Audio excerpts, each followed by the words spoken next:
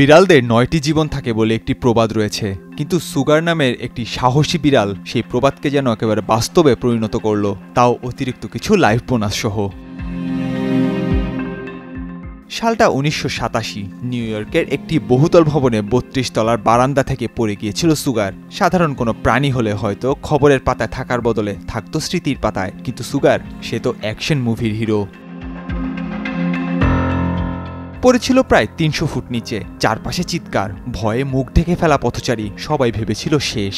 কিন্তু একটু পরেই দেখা গেল প্রথমে একটু ঝাঁকুনি, তারপর মাথা ঝাঁকিয়ে দিব্যি হাঁটছে সুগার। ভেতরে সামান্য ফুসফুসের চোট, কিন্তু বাহ্যিকভাবে কোনো ক্ষতিই হয়নি, না ভাঙা, না চির, না কুটিকুটি কাতরানি। হ্যাঁ, ঠিকই শুনেছেন, সামান্য একটু ফুসফুসে ক্ষতি ছাড়া আর কিছুই হয়নি সুগারের।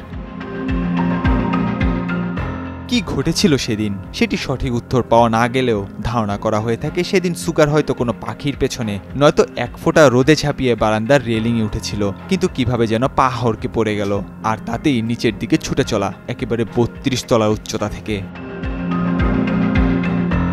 পড়ার সময় সুগার তার শরীরকে এক ধরনের প্যারাশুটের মতো করে দিয়েছিল, পা ছড়িয়ে বাতাসে গতি কমিয়ে মাটিতে ল্যান্ডিং। বিজ্ঞানীরা বলেন এটা হলো ক্যাট রাইটিং রিফ্লেক্স এবং টার্মিনাল ভেলোসিটির জাদু, যেখানে উচ্চতা যত বেশি বিড়াল তত বেশি সময় পায় নিজেকে সঠিক ভঙ্গিতে মাটিতে নামানোর জন্য।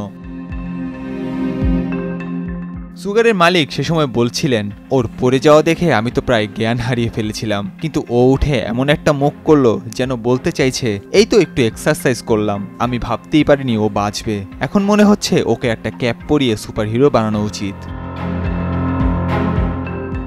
এই ঘটনার পর সুগার রীতিমতো বিখ্যাত হয়ে ওঠে। স্থানীয় টিভি চ্যানেল, পত্রিকা, এমনকি একটি বিড়ালের খাবার কোম্পানিও তার উপর প্রচারণা চালায়। সুগারের গল্প যেন মনে করিয়ে দেয় জীবন আসলে বিস্ময়ে ভরা, আর বিড়ালের জীবন সেটা তো অলৌকিকতার সমার্থক। নাহিয়ান আরেফিন, নয়া দিগন্ত।